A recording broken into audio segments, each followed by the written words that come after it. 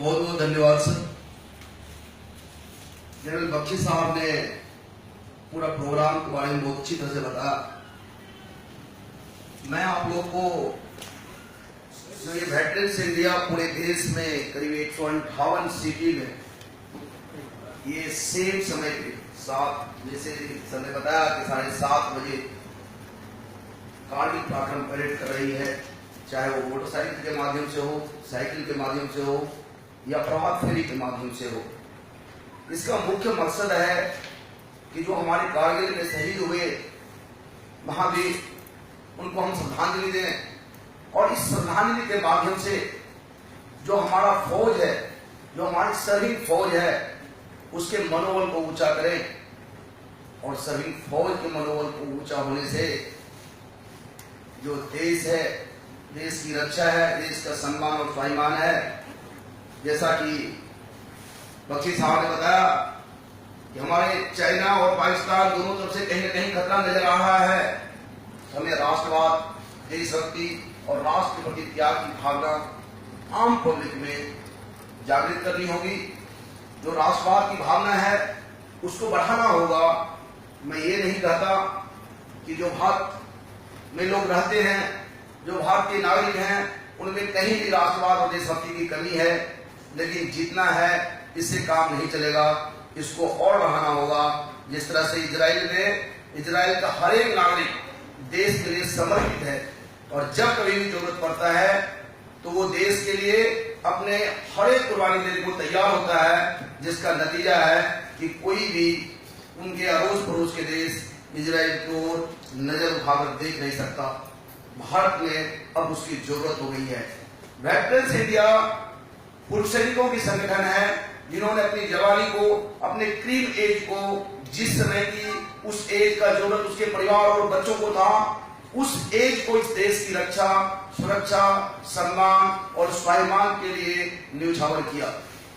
अब जो बचा हुआ एज है, हमारे पास जो त्याग का अनुभव है, हमारे पास और जो किसी भी तरह का राष्ट्रवाद, देशभक्ति, ईमानदारी, सच्चाई, अच्छाई का अनुभव है, इसको भी वेटरन्स इंडिया राष्ट्र निर्माण में, राष्ट्रवाद, देशभक्ति के बढ़ावा के लिए और राष्ट्र के प्रति त्याग की भावना जागृत करने के लिए देने को तैयार है। मैं वेटरन्स इंडिया के राष्ट्रीय अध्यक्ष होने के नाते आप सभी लोगों से अनुरोध करता हूं और कहीं ना कहीं आपकी जिम्मेदारी का एहसास कराता हूं कि आप इस लोकतंत्र के चौथे स्तंभ हैं और आपका बहुत बड़ी ताकत है राष्ट्रवाद, देशभक्ति और देश के प्रति त्याग की भावना जागृत करने में। एक और तो हम लोग ग्राउंड लेवल पे काम कर रहे हैं। हम आपसे ऐसा मुझे विश्वास है, मैं आशा करता हूं कि आप इसमें हमें सहयोग देंगे और खासकर जो 23 जुलाई का दिल्ली में 2 चरण में वेटरन्स इंडिया का कारगिल पराक्रम परेड का आयोजन हो रहा है, इस दोनों मौके पे पहला 7:30 बजे यमुना स्पोर्ट्स कॉम्प्लेक्स, जहां से कि करीब हजारों की तादाद में मोटरसाइकिल का रैली तिरंगा लेकर के चलेगा और वो 8:30 बजे के आसपास इंडिया गेट पहुंचेगा।